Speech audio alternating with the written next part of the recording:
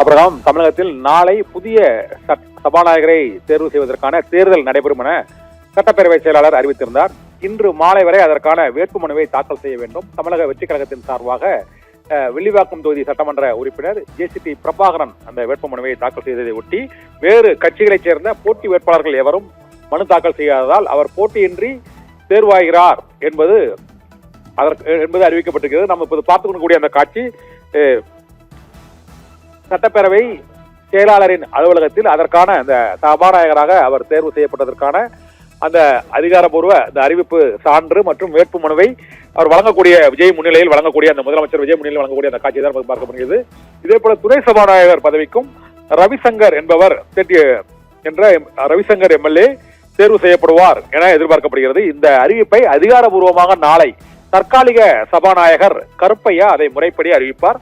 அதன் பின்னர் சபாநாயகர் ஜேசிடி பிரபாகரை முதலமைச்சர் விஜயும் எதிர்க்கட்சி தலைவர் உதயநிதியும் அவரை கரம் பிடித்து அழைத்து சென்று இருக்கையில் அமர வைப்பார்கள். ஆளுங்கட்சிக்கும் எதிர்கட்சிக்கும் பாரபட்சமின்றி அந்த நடுநிலையோடு சபாநாயகர் பொறுப்பை அவர் ஆற்ற வேண்டும் என்பதை உணர்த்தும் வகையிலான அந்த சபாநாயகர் இருக்கைக்கு ஜேசிடி பிரபாகரை அமர வைக்கும் நிகழ்வு அது கருப்பையாவின் அறிவிப்புக்கு பின்னர் நிகழும் என எதிர்பார்க்கப்படுகிறது.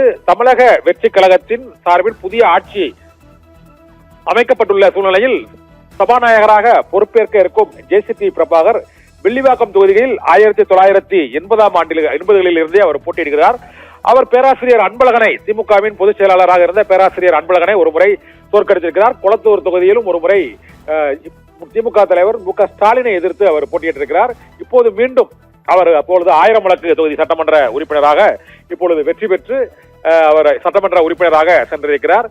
அவரை அதிமுகவின் தமிழக வெற்றி கழகத்தின் மூத்த தலைவர் மூத்த எம்எல்ஏ என்ற முறையில் அந்த சபாநாயகர் என்ற மிகவும் பொறுப்புமிக்க நடுநிலையான பதவிக்கு அவரை முதலமைச்சர் விஜய் தேர்வு செய்து மனு தாக்கல் செய்திருக்கிறார். இதனால் ஜேசிடி பிரபாகரன் தமிழக வெற்றி கழகத்தின் புதிய அரசில் சட்டப்பேரவை சபாநாயகராக நாளையில் இருந்து செயல்படுவார். நாளை மறுதினம் நம்பிக்கை வாக்கெடுப்பையும் ஜேசிடி பிரபாகரே நடத்துவார் என எதிர்பார்க்கப்படுகிறது.